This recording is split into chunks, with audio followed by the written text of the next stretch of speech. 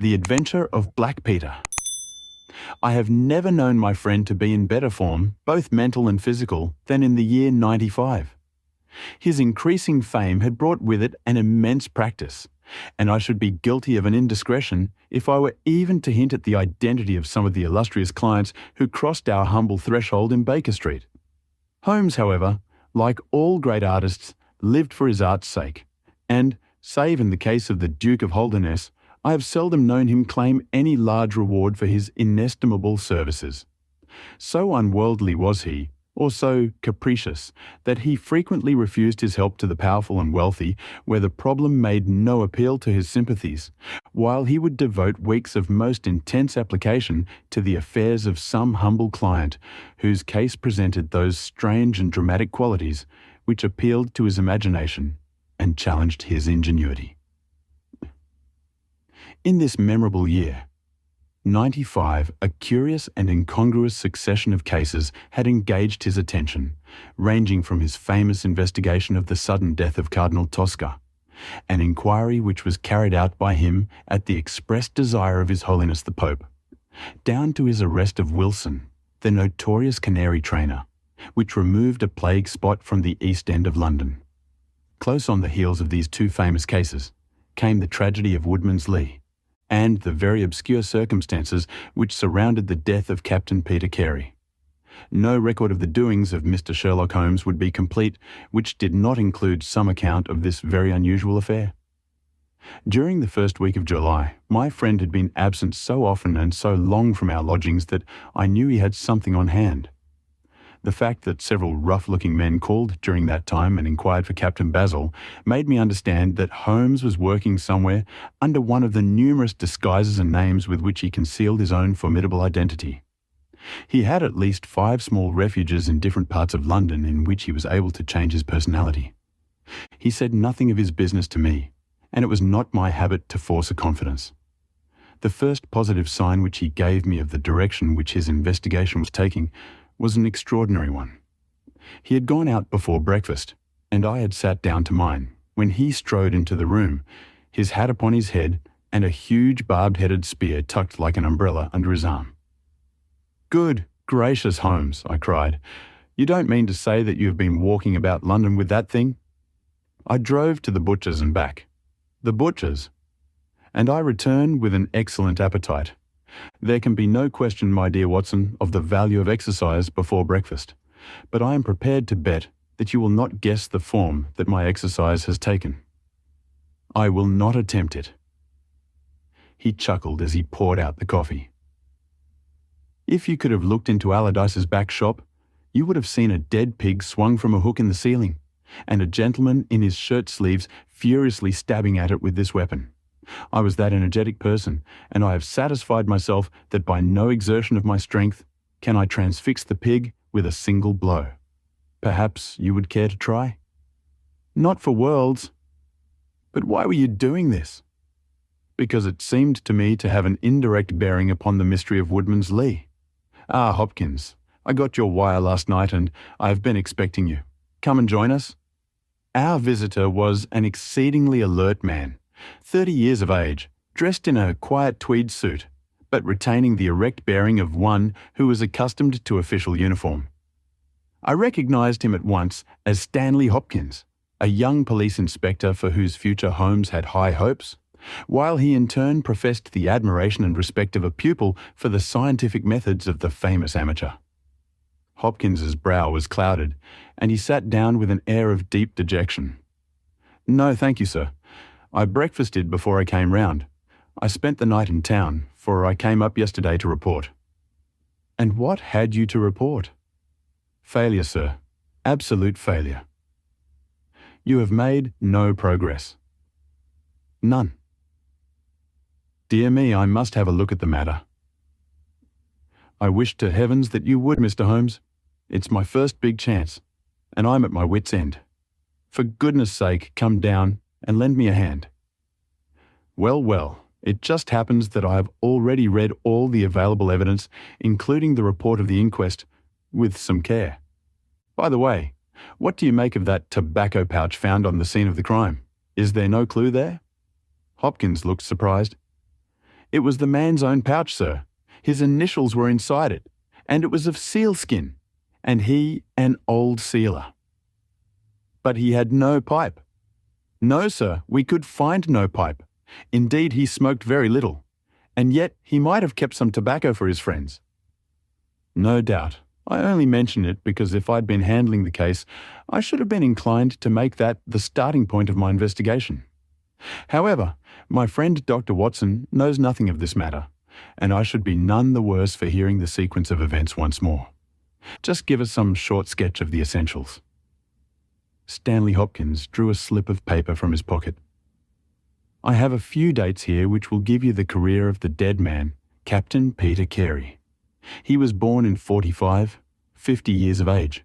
He was a most daring and successful seal and whale fisher.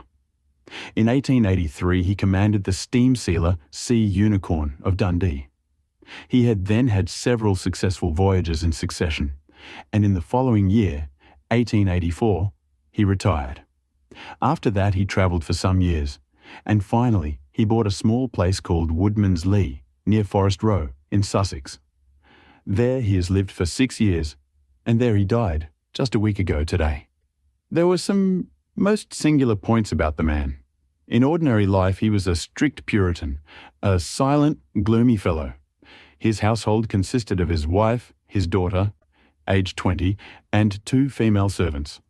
These last were continually changing, for it was never a very cheery situation, and sometimes it became past all bearing. The man was an intermittent drunkard, and when he had the fit on him, he was a perfect fiend. He has been known to drive his wife and his daughter out of doors in the middle of the night, and flog them through the park until the whole village outside the gates was aroused by their screams. He was summoned once for a savage assault upon the old vicar, who had called upon him to remonstrate with him upon his conduct. In short, Mr. Holmes, you would go far before you found a more dangerous man than Peter Carey, and I have heard that he bore the same character when he commanded his ship. He was known in the trade as Black Peter, and the name was given him not only on account of his swarthy features and the colour of his huge beard, but for the humours which were the terror of all around him. I need not say that he was loathed and avoided by every one of his neighbours, and that I have not heard one single word of sorrow about his terrible end. You must have read in the account of the inquest about the man's cabin, Mr. Holmes, but perhaps your friend here has not heard of it. He had built himself a wooden outhouse. He always called it the cabin, a few hundred yards from his house, and it was here that he slept every night. It was a little single-roomed hut, 16 feet by 10. He kept the key in his pocket, made his own bed, cleaned it himself, and allowed no other foot to cross the threshold. There are small windows on each side, which were covered by curtains and never opened. One of these windows was turned towards the high road, and when the light burned in it at night, the folk used to point it out to each other and wonder what Black Peter was doing in there. That's the window, Mr. Holmes, which gave us one of the few bits of positive evidence that came out at the inquest. You remember that a stonemason named Slater, walking from Forest Row about 1 o'clock in the morning, 2 days before the murder, stopped as he passed the grounds and looked at the square of light still shining among the trees. He swears that the shadow of a man's head turned sideways was clearly visible on the blind, and that this shadow was certainly not that of Peter Carey, whom he knew well. It was that of a bearded man, but the beard was short and bristled forwards in a way very different from that of the captain. So he says, but he had been 2 hours in the public house, and it is some distance from the road to the window. Besides, this refers to the Monday, and the crime was done upon the Wednesday. On the Tuesday, Peter Carey was in one of his blackest moods, flushed with drink, and as savage as a dangerous wild beast. He roamed about the house, and the women ran for it when they heard him coming. Late in the evening, he went down to his own hut. About 2 o'clock the following morning, his daughter, who slept with her window open, heard a most fearful yell from that direction. But it was no unusual thing for him to bawl and shout when he was in drink, so no notice was taken. On rising at 7, one of the maids noticed that the door of the hut was open, But so great was the terror which the man caused that it was midday before anyone would venture down to see what had become of him.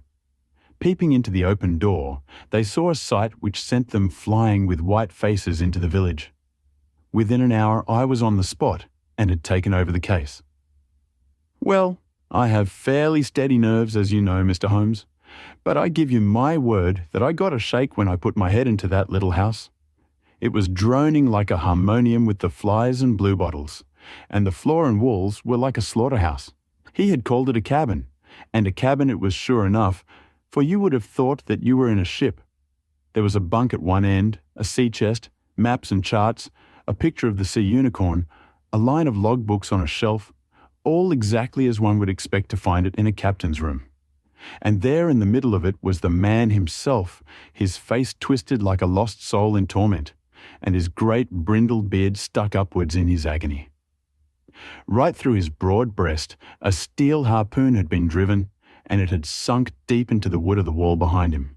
He was pinned like a beetle on a card. Of course, he was quite dead, and had been so from the instant that he had uttered that last yell of agony. I know your methods, sir, and I applied them. Before I permitted anything to be moved, I examined most carefully the ground outside, and also the floor of the room. There were no footmarks. Meaning that you saw none. I assure you, sir, that there were none. My good Hopkins, I have investigated many crimes, but I have never yet seen one which was committed by a flying creature. As long as the criminal remains upon two legs, so long must there be some indentation, some abrasion, some trifling displacement, which can be detected by the scientific searcher. It is incredible that this blood-bespattered room contained no trace which could have aided us. I understand, however, from the inquest, that there were some objects which you failed to overlook. The young inspector winced at my companion's ironical comments. I was a fool not to call you in at the time, Mr. Holmes. However, that's past praying for now. Yes, there were several objects in the room which called for special attention. One was the harpoon with which the deed was committed. It had been snatched down from a rack on the wall. Two others remained there, and there was a vacant place for the third. On the stock was engraved SS. Sea Unicorn, Dundee. This seemed to establish that the crime had been done in a moment of fury, and that the murderer had seized the first weapon which came in his way. The fact that the crime was committed at 2 a.m, and yet Peter Carey was fully dressed, suggested that he had an appointment with the murderer, which is borne out by the fact that a bottle of rum and 2 dirty glasses stood upon the table. Yes, said Holmes. I think that both inferences are permissible. Was there any other spirit but rum in the room? Yes, there was a tantalus containing brandy and whisky on the sea chest. It is of no importance to us, however, since the decanters were full, and it had therefore not been used. For all that its presence has some significance, said Holmes. However, let us hear some more about the objects which do seem to you to bear upon the case. There was this tobacco pouch upon the table. What part of the table? It lay in the middle. It was of coarse seal skin, the straight-haired skin, with a leather thong to bind it. Inside was PC on the flap. There was half an ounce of strong ship's tobacco in it. Excellent. What more? Stanley Hopkins drew from his pocket a drab-covered notebook. The outside was rough and worn, the leaves discoloured. On the first page were written the initials JHN and the date 1883. Holmes laid it on the table and examined it in his minute way, while Hopkins and I gazed over each shoulder. On the second page were the printed letters CPR, and then came several sheets of numbers. Another heading was Argentine, another Costa Rica, and another San Paulo, each with pages of signs and figures after it. What do you make of these? Asked Holmes. They appear to be lists of stock exchange securities. I thought that JHN were the initials of a broker, and that CPR may have been his client. Try Canadian Pacific Railway, said Holmes. Stanley Hopkins swore between his teeth and struck his thigh with his clenched hand. "What a fool I have been," he cried. "Of course, it is as you say." Then JHN are the only initials we have to solve. I have already examined the old stock exchange lists, and I can find no one in 1883 either in the house or among the outside brokers whose initials correspond with these. Yet I feel that the clue is the most important one that I hold. You will admit, Mr. Holmes, that there is a possibility that these initials are those of the second person who was present. In other words, of the murderer. I would also urge that the introduction into the case of a document relating to large masses of valuable securities gives us for the first time some indication of a motive for the crime. Sherlock Holmes's face showed that he was thoroughly taken aback by this new development. "I must admit both your points," said he. "I confess that this notebook, which did not appear at the inquest, modifies any views which I may have formed. I had come to a theory of the crime in which I can find no place for this. Have you endeavoured to trace any of the securities here mentioned?" "Inquiries are now being made at the offices, but I fear that the complete register of the stockholders of these South American concerns is in South America, and that some weeks must elapse before we can trace the shares." Holmes had been examining the cover of the notebook with his magnifying lens. "Surely there is some discoloration here," said he. "Yes, sir. It is a blood stain. I told you that I picked the book off the floor." "Was the blood stain above or below?" "On the side next the boards." "Which proves, of course, that the book was dropped after the crime was committed." "Exactly, Mr. Holmes. I appreciated that point, and I conjectured that it was dropped by the murderer in his hurried flight. It lay near the door." "I suppose that none of these securities have been found among the property of the dead man?" "No, sir." "Have you any reason to suspect robbery?" "No, sir. Nothing seemed to have been touched." "Dear me, it is certainly a very interesting case. Then there was a knife, was there not?" "A sheath knife, still in its sheath. It lay at the feet of the dead man. Mrs. Carey has identified it as being her husband's property." Holmes was lost in thought for some time. "Well," said he at last, "I suppose I shall have to come out and have a look at it." Stanley Hopkins gave a cry of joy. "Thank you, sir. That will indeed be a weight off my mind." Holmes shook his finger at the inspector. "It would have been an easier task a week ago," said he. "But even now, my visit may not be entirely fruitless. Watson, if you can spare the time, I should be very glad of your company. If you will call a four-wheeler, Hopkins, we shall be ready to start for Forest Row in a quarter of an hour." Alighting at the small wayside station, we drove for some miles through the remains of widespread woods, which were once part of that great forest which for so long held the Saxon invaders at bay. The impenetrable Weald, for 60 years the bulwark of Britain. Vast sections of it have been cleared, for this is the seat of the first iron works of the country, and the trees have been felled to smelt the ore. Now the richer fields of the north have absorbed the trade, and nothing save these ravaged groves and great scars in the earth show the work of the past. Here in a clearing upon the green slope of a hill stood a long, low stone house, approached by a curving drive running through the fields. Nearer the road, and surrounded on three sides by bushes, was a small outhouse, one window, and the door facing in our direction. It was the scene of the murder. Stanley Hopkins led us first to the house, where he introduced us to a haggard, grey-haired woman, the widow of the murdered man, whose gaunt and deep-lined face, with the furtive look of terror in the depths of her red-rimmed eyes, told of the years of hardship and ill usage which she had endured. With her was her daughter, a pale, fair-haired girl, whose eyes blazed defiantly at us as she told us that she was glad that her father was dead, and that she blessed the hand which had struck him down. It was a terrible household that Black Peter Carey had made for himself, and it was with a sense of relief that we found ourselves in the sunlight again, and making our way along a path which had been worn across the fields by the feet of the dead man. The outhouse was the simplest of dwellings, wooden-walled, shingle-roofed, one window beside the door, and one on the farther side. Stanley Hopkins drew the key from his pocket and had stooped to the lock, when he paused with a look of attention and surprise upon his face. "Someone has been tampering with it," he said. There could be no doubt of the fact. The woodwork was cut and the scratches showed white through the paint as if they had been that instant done. Holmes had been examining the window. "Someone has tried to force this also. Whoever it was has failed to make his way in. He must have been a very poor burglar." "This is a most extraordinary thing," said the inspector. "I could swear that these marks were not here yesterday evening." "Some curious person from the village, perhaps," I suggested. "Very unlikely.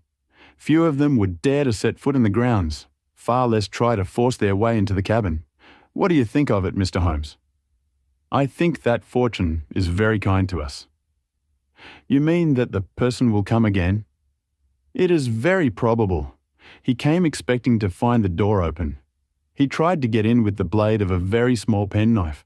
He could not manage it. What would he do? Come again next night with a more useful tool. So I should say, it will be our fault if we are not there to receive him. Meanwhile, let me see the inside of the cabin." The traces of the tragedy had been removed, but the furniture within the little room still stood as it had been on the night of the crime. For 2 hours, with most intense concentration, Holmes examined every object in turn, but his face showed that his quest was not a successful one. Once only, he paused in his patient investigation. "Have you taken anything off this shelf, Hopkins?" "No, I have moved nothing." "Something has been taken. There is less dust in this corner of the shelf than elsewhere. It may have been a book lying on its side. It may have been a box." Well, I can do nothing more. Let us walk in these beautiful woods, Watson, and give a few hours to the birds and the flowers.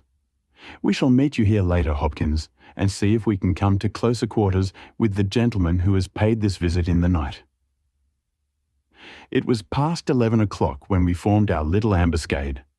Hopkins was for leaving the door of the hut open, but Holmes was of the opinion that this would rouse the suspicions of the stranger. The lock was a perfectly simple one, and only a strong blade was needed to push it back. Holmes also suggested that we should wait, not inside the hut, but outside it among the bushes which grew round the farther window. In this way we should be able to watch our man if he struck a light, and see what his object was in this stealthy, nocturnal visit. It was a long and melancholy vigil, and yet brought with it something of the thrill which the hunter feels when he lies beside the water pool and waits for the coming of the thirsty beast of prey. What savage creature was it which might steal upon us out of the darkness? Was it a fierce tiger of crime which could only be taken fighting hard with flashing fang and claw?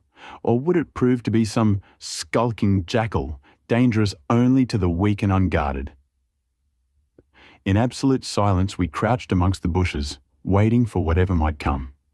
At first, the steps of a few belated villagers, or the sound of voices from the village, lightened our vigil.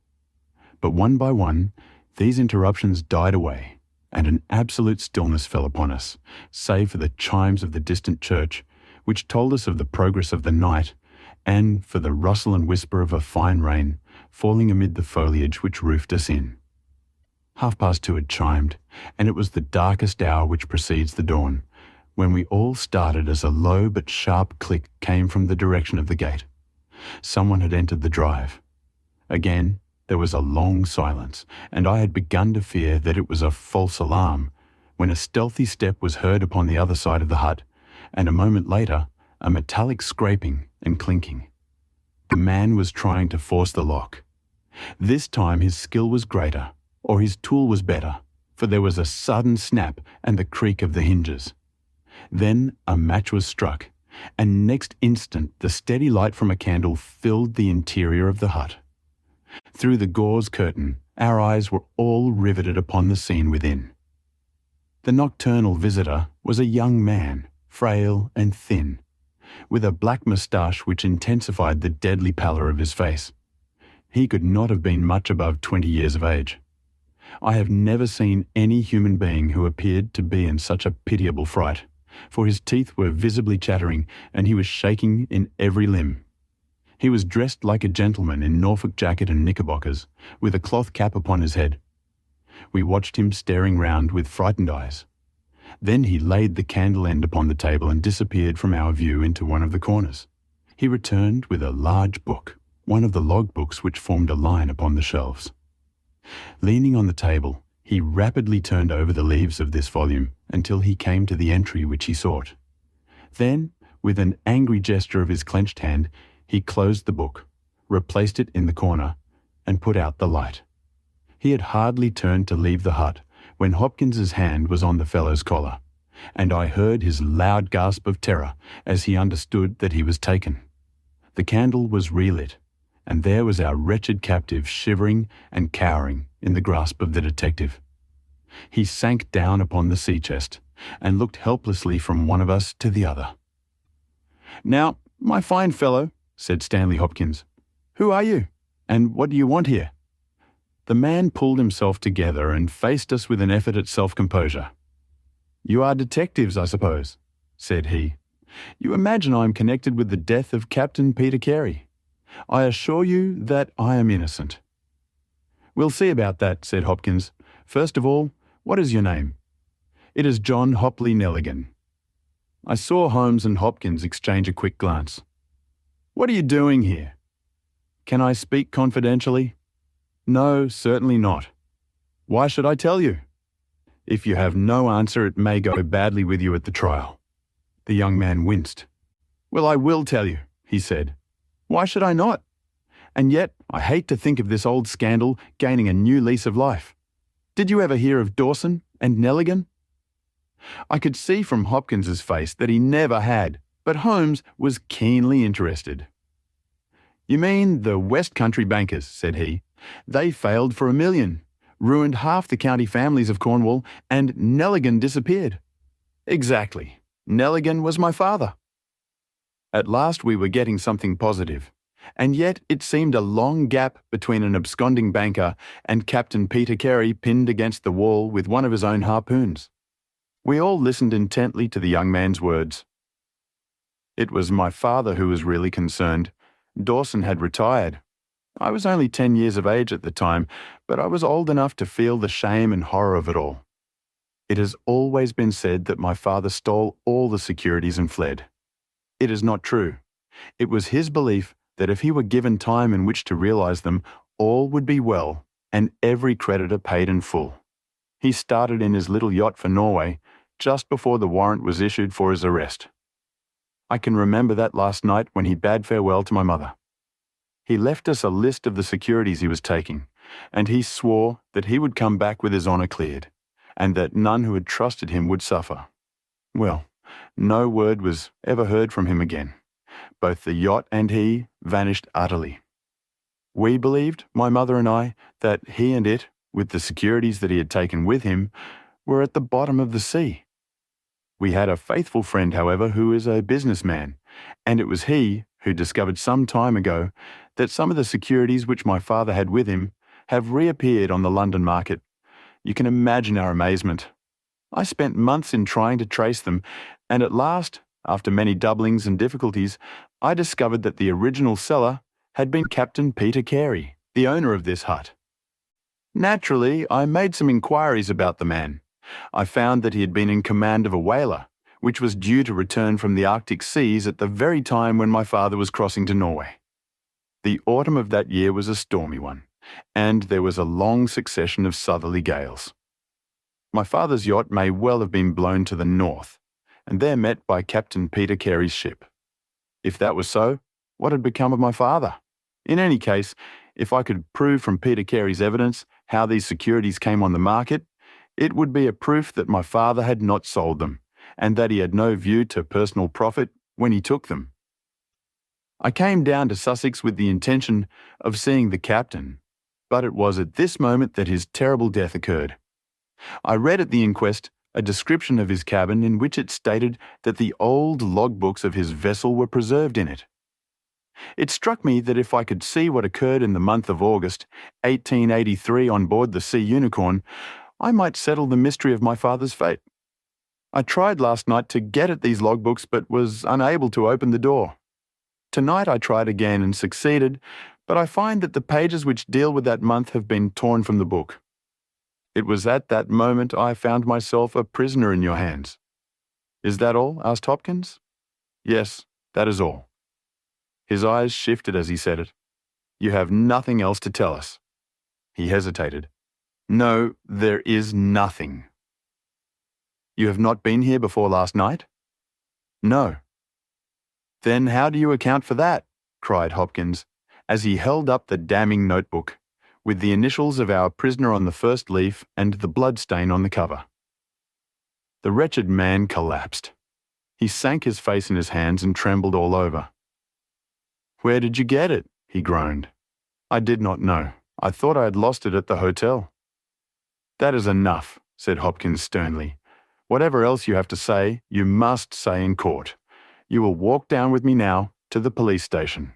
Well, Mr. Holmes, I'm very much obliged to you and to your friend for coming down to help me. As it turns out, your presence was unnecessary, and I would have brought the case to this successful issue without you. But nonetheless, I'm very grateful.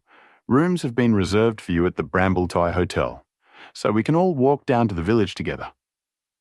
"Well, Watson, what do you think of it?" asked Holmes as we travelled back next morning. "I can see that you are not satisfied." "Oh yes, my dear Watson, I am perfectly satisfied. At the same time, Stanley Hopkins's methods do not commend themselves to me. I am disappointed in Stanley Hopkins. I had hoped for better things from him. One should always look for a possible alternative and provide against it. It is the first rule of criminal investigation." "What, then, is the alternative?" "The line of investigation which I have myself been pursuing. It may give us nothing. I cannot tell. But at least I shall follow it to the end." Several letters were waiting for Holmes at Baker Street. He snatched one of them up, opened it, and burst out into a triumphant chuckle of laughter. "Excellent, Watson. The alternative develops. Have you telegraph forms? Just write a couple of messages for me. Sumner, shipping agent, Ratcliffe Highway. Send 3 men on to arrive 10 tomorrow morning. Basil. That's my name in those parts. The other is Inspector Stanley Hopkins, 46, Lord Street, Brixton. Come breakfast tomorrow at 9:30. Important? Wire if unable to come. Sherlock Holmes." There, Watson, this infernal case has haunted me for 10 days. I hereby banish it completely from my presence. Tomorrow I trust that we shall hear the last of it forever. Sharp at the hour named, Inspector Stanley Hopkins appeared, and we sat down together to the excellent breakfast which Mrs. Hudson had prepared. The young detective was in high spirits at his success. "You really think that your solution must be correct?" asked Holmes. "I could not imagine a more complete case. It did not seem to me conclusive."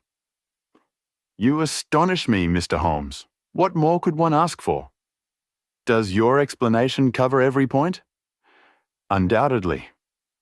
I find that young Nelligan arrived at the Brambletie Hotel on the very day of the crime. He came on the pretence of playing golf. His room was on the ground floor, and he could get out when he liked. That very night, he went down to Woodman's Lee, saw Peter Carey at the hut, quarrelled with him, and killed him with the harpoon. Then, horrified by what he had done, he fled out of the hut, dropping the notebook which he had brought with him in order to question Peter Carey about these different securities. You may have observed that some of them were marked with ticks, and the others, the great majority, were not. Those which are ticked have been traced on the London market, but the others presumably were still in the possession of Carey, and young Nelligan, according to his own account, was anxious to recover them in order to do the right thing by his father's creditors. After his flight, he did not dare to approach the hut again for some time, but at last he forced himself to do so in order to obtain the information which he needed. Surely that is all simple and obvious?" Holmes smiled and shook his head. "It seems to me to have only one drawback, Hopkins, and that is that it is intrinsically impossible. Have you tried to drive a harpoon through a body? No? Tut, tut, my dear sir. You must really pay attention to these details. My friend Watson could tell you that I spent a whole morning in that exercise. It is no easy matter and requires a strong and practiced arm, But this blow was delivered with such violence that the head of the weapon sank deep into the wall. Do you imagine that this anemic youth was capable of so frightful an assault? Is he the man who hobnobbed in rum and water with Black Peter in the dead of the night? Was it his profile that was seen on the blind 2 nights before? No, Hopkins. It is another and a more formidable person for whom we must seek. The detective's face had grown longer and longer during Holmes's speech. His hopes and his ambitions were all crumbling about him. But he would not abandon his position without a struggle. You can't deny that Nelligan was present that night, Mr. Holmes. The book will prove that. I fancy that I have evidence enough to satisfy a jury, even if you are able to pick a hole in it. Besides, Mr. Holmes, I have laid my hand upon my man. As to this terrible person of yours, where is he? I rather fancy that he is on the stair, said Holmes serenely. I think, Watson, that you would do well to put that revolver where you can reach it. He rose and laid a written paper upon a side table. Now we are ready, said he. There had been some talking in gruff voices outside, and now Mrs. Hudson opened the door to say that there were 3 men inquiring for Captain Basil. Show them in one by one, said Holmes. The first who entered was a little Ribston pippin of a man, with ruddy cheeks and fluffy white side whiskers. Holmes had drawn a letter from his pocket. What name? He asked. James Lancaster. I'm sorry, Lancaster, but the berth is full. Here is half a sovereign for your trouble. Just step into this room and wait there for a few minutes. The second man was a long, dried-up creature, with lank hair and sallow cheeks. His name was Hugh Pattens. He also received his dismissal, his half-sovereign, and the order to wait. The third applicant was a man of remarkable appearance. A fierce bulldog face was framed in a tangle of hair and beard, and 2 bold dark eyes gleamed behind the cover of thick, tufted, overhung eyebrows. He saluted and stood sailor fashion, turning his cap round in his hands. Your name? Asked Holmes. Patrick Cairns. Harpooner? Yes, sir. 26 voyages. Dundee, I suppose? Yes, sir. And ready to start with an exploring ship? Yes, sir. What wages? £8 a month. Could you start at once? As soon as I get my kit. Have you your papers? Yes, sir. He took a sheaf of worn and greasy forms from his pocket. Holmes glanced over them and returned them. You are just the man I want, said he. Here's the agreement on the side table. If you sign it, the whole matter will be settled. The seaman lurched across the room and took up the pen. Shall I sign here? He asked, stooping over the table. Holmes leaned over his shoulder and passed both hands over his neck. This will do, said he. I heard a click of steel and a bellow like an enraged bull. The next instant, Holmes and the seaman were rolling on the ground together. He was a man of such gigantic strength that, even with the handcuffs which Holmes had so deftly fastened upon his wrists, he would have very quickly overpowered my friend had Hopkins and I not rushed to his rescue. Only when I pressed the cold muzzle of the revolver to his temple did he at last understand that resistance was vain. We lashed his ankles with cord and rose breathless from the struggle. I must really apologise, Hopkins, said Sherlock Holmes. I fear that the scrambled eggs are cold. However, you will enjoy the rest of your breakfast all the better, will you not, for the thought that you have brought your case to a triumphant conclusion. Stanley Hopkins was speechless with amazement. I don't know what to say, Mr. Holmes, he blurted out at last with a very red face. It seems to me that I have been making a fool of myself from the beginning. I understand now, what I should never have forgotten, that I am the pupil and you are the master. Even now I see what you have done, but I don't know how you did it or what it signifies. Well, said Holmes good-humouredly. We all learn by experience, and your lesson this time is that you should never lose sight of the alternative. You are so absorbed in young Nelligan that you could not spare a thought to Patrick Cairns, the true murderer of Peter Carey. The hoarse voice of the seaman broke in on our conversation. See here, mister, said he. I make no complaint of being manhandled in this fashion, but I would have you call things by their right names. You say, I murdered Peter Carey. I say, I killed Peter Carey. And there's all the difference. Maybe you don't believe what I say. Maybe you think I'm just slinging you a yarn. Not at all, said Holmes. Let us hear what you have to say. It's soon told, and by the Lord every word of it is truth. I knew Black Peter, and when he pulled out his knife, I whipped a harpoon through him sharp, for I knew that it was him or me. That's how he died. You can call it murder. Anyhow, I'd as soon die with a rope round my neck as with Black Peter's knife in my heart. How came you there? Asked Holmes. I'll tell it you from the beginning. Just sit me up a little so as I can speak easy. It was in '83 that it happened, August of that year. Peter Carey was master of the Sea Unicorn, and I was spare harpooner. We were coming out of the ice pack on our way home, with headwinds and a weak southerly gale, when we picked up a little craft that had been blown north. There was one man on her, a landsman. The crew had thought she would founder, and had made for the Norwegian coast in the dinghy. I guess they were all drowned. Well, we took him on board, this man, and he and the skipper had some long talks in the cabin. All the baggage we took off with him was one tin box. So far as I know, the man's name was never mentioned, and on the second night, he disappeared as if he had never been. It was given out that he had either thrown himself overboard or fallen overboard in the heavy weather that we were having. Only one man knew what had happened to him, and that was Mizzy, for with my own eyes, I saw the skipper tip up his heels and put him over the rail in the middle watch of a dark night, 2 days before we sighted the Shetland lights. Well, I kept my knowledge to myself and waited to see what would come of it. When we got back to Scotland, it was easily hushed up and nobody asked any questions. A stranger died by an accident and it was nobody's business to inquire. Shortly after Peter Carey gave up the sea, and it was long years before I could find where he was. I guessed that he had done the deed for the sake of what was in that tin box, and that he could afford now to pay me well for keeping my mouth shut. I found out where he was through a sailorman that had met him in London, and down I went to squeeze him. The first night he was reasonable enough, and was ready to give me what would make me free of the sea for life. We were to fix it all 2 nights later. When I came, I found him 3 parts drunk and in a vile temper. We sat down and we drank, and we yarned about old times. But the more he drank, the less I liked the look on his face. I spotted that harpoon upon the wall, and I thought I might need it before I was through.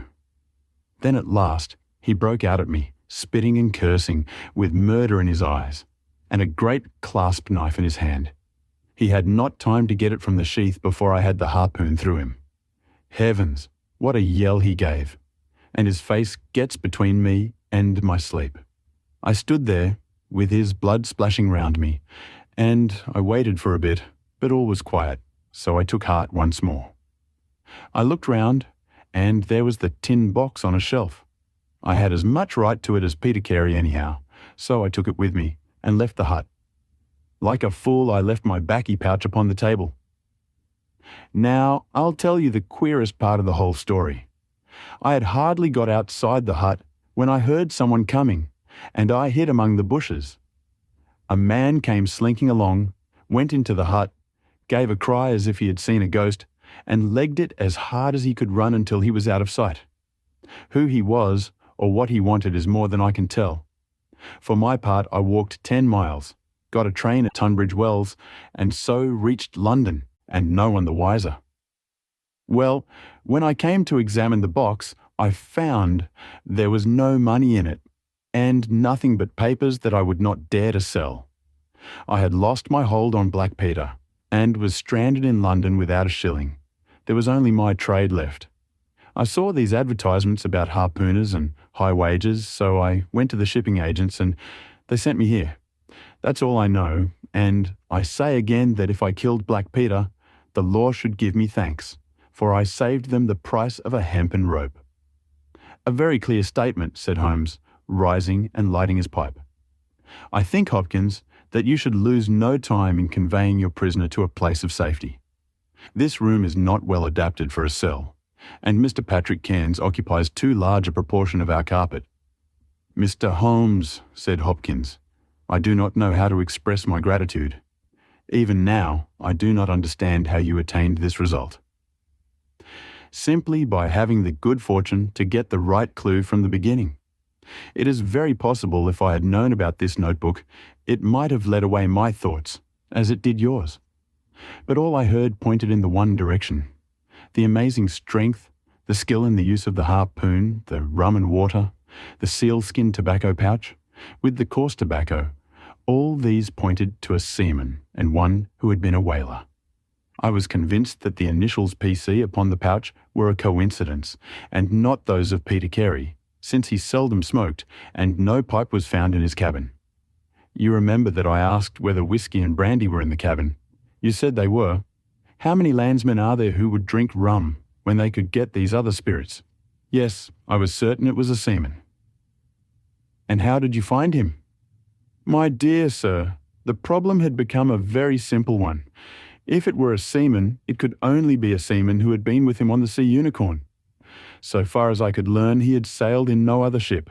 I spent 3 days in wiring to Dundee, and at the end of that time I had ascertained the names of the crew of the Sea Unicorn in 1883. When I found Patrick Cairns among the harpooners, my research was nearing its end. I argued that the man was probably in London, and that he would desire to leave the country for a time. I therefore spent some days in the East End, devised an Arctic expedition, put forth tempting terms for harpooners who would serve under Captain Basil, and behold the result." "Wonderful!" cried Hopkins. "Wonderful!" "You must obtain the release of young Nelligan as soon as possible," said Holmes. "I confess that I think you owe him some apology. The tin box must be returned to him, but, of course, the securities which Peter Carey has sold are lost forever. There's the cab, Hopkins, and you can remove your man. If you want me for the trial, my address and that of Watson will be somewhere in Norway. I'll send particulars later."